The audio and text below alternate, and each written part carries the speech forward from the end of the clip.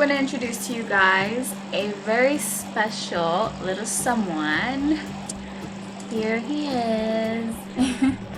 So this is Dan. His name's Dan Taylor, and I call him Dan for short. So that name is actually from a movie, one of my favorite movies ever, which is Forrest Gump, and Dan Taylor is actually a character. So that particular character in that movie doesn't have any legs, and I named him that because he is missing, because he is missing one of his back legs. And he doesn't like the bright lights. So I'm gonna try not to take very long, okay? You can see right there where it was amputated. He's so tiny and he's already been through so much. So I guess I should explain to you guys how he came into my life.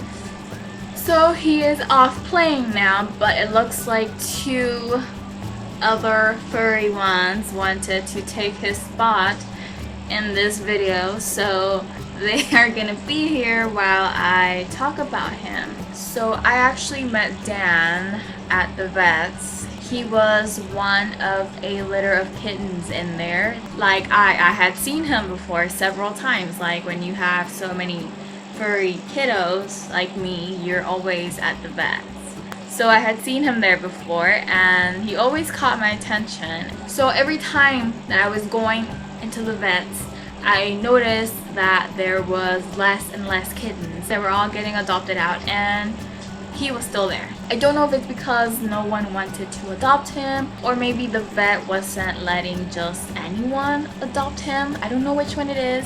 So yeah, he always stood out to me, and I don't know, like at the same time, it would make me really sad that he was just there at the clinic, like that was his life. You know, obviously the people there are busy, they're caring for sick animals, so he wasn't really getting like a whole lot of attention. Like that made me really sad, you know, like I just thought to myself, like he deserved a home, like an actual home where he will be loved and have lots of attention. So this one time I was there at the vets, you know, I had a sick baby, and I just told the vet like, hey, I'm actually interested in adopting this kitten. You know, he knows me, I'm always there, and he has been our vet for like the past 4 years. So he actually got really happy that I asked for him. He knows that he's gonna be loved and have so much attention and just will be given the best care ever. So he let us have him, and I brought him home out of nowhere. I had no intentions of bringing a new kitten home. So yeah, I came home with the kitten, and I introduced him to all the doggies first.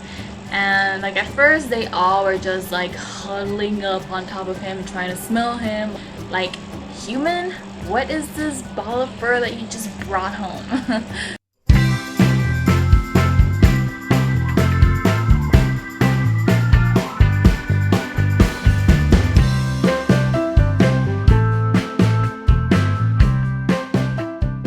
They accepted him right away. Like 30 minutes after I brought him home, like they were all napping together.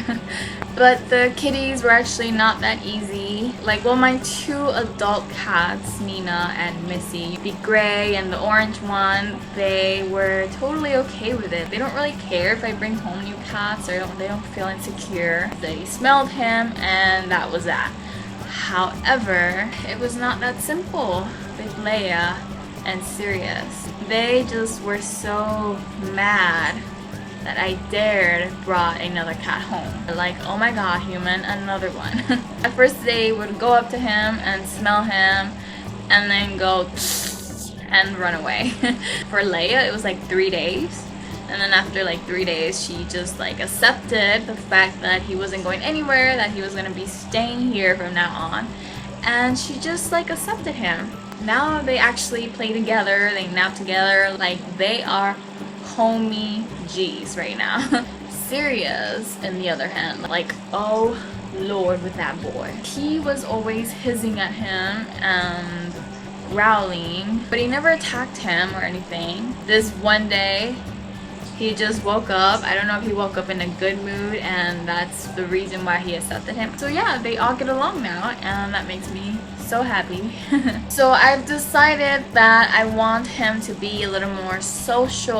All my other cats are very anti-social, like with humans. If anyone comes over, they hide. They don't like other humans. So I don't want him to grow up and be like that. So I've actually been taking him out a lot so that he can kind of see the world and be exposed to people. I've taken him out twice. So the first time I took him to the beach. There will be a full video on that, but here's a sneak peek.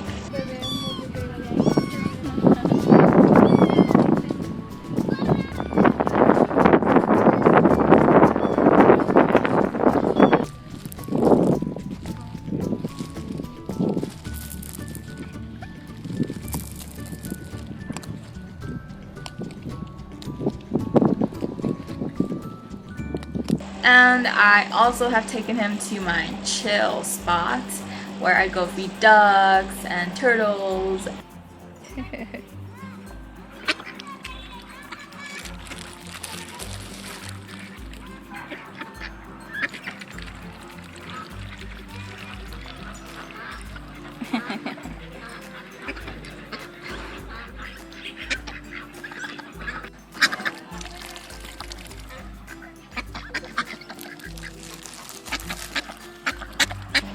So yeah, I hope he grows up to be a very social kitty. He did, however, come with this really bad habit of wanting human food. Like whenever we are eating, he cries non-stop and he just begs for food. It's pretty bad. We have to actually put him in a crate while we eat, or else he'll start climbing us, or we'll cry and cry. This one time though, I caved and I gave him some of my food and it gave him diarrhea. It got all over him. He smelled so bad. We had to give him a bath.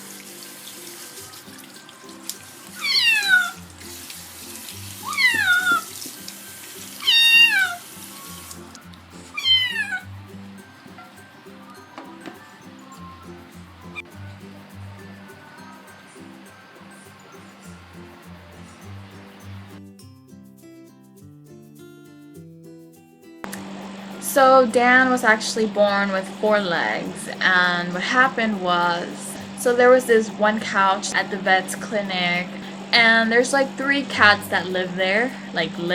You know cats, they'll scratch furniture. So what happened was the cats there actually, would scratch at the couch and they pulled out some strands. So Dan's mom moved the kittens there to that couch after she had them, and there were some strands that were loose. So Dan's back leg got wrapped around one of the strands that were loose, and it cut off blood circulation. His leg didn't just get wrapped and he was caught there. Apparently he tried to get loose, so he pulled on his leg and the strand came off of the couch, except it was still wrapped around his leg. So it stayed there wrapped around.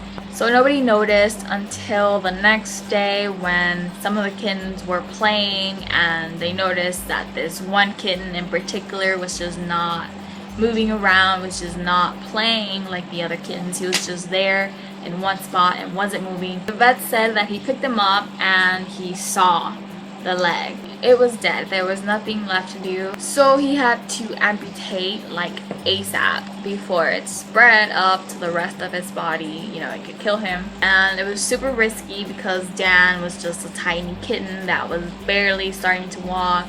And it's super dangerous to put kittens under anesthesia. But it had to be done. And he survived. And here he is. And he is all better now, and he plays around and he gets around like nothing. So he never really knew a life with 4 legs, so he didn't really have to adapt.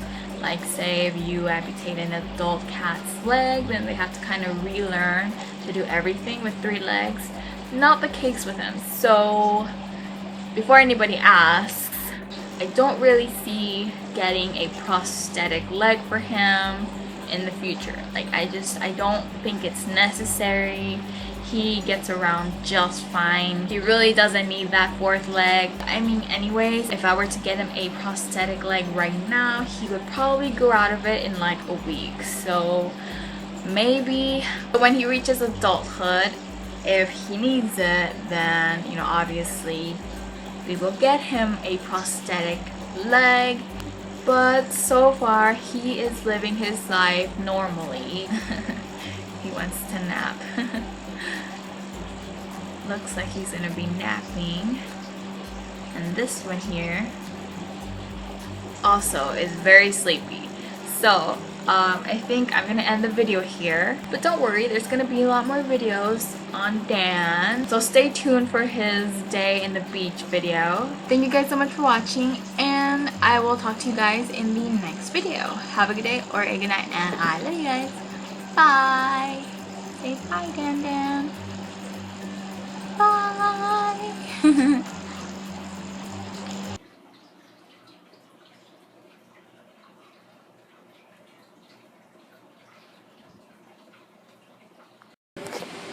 Okay, so it is now the day after the next day, and I am here because it is that time of the month to restock the furry kiddos with food, so that's what I'm doing.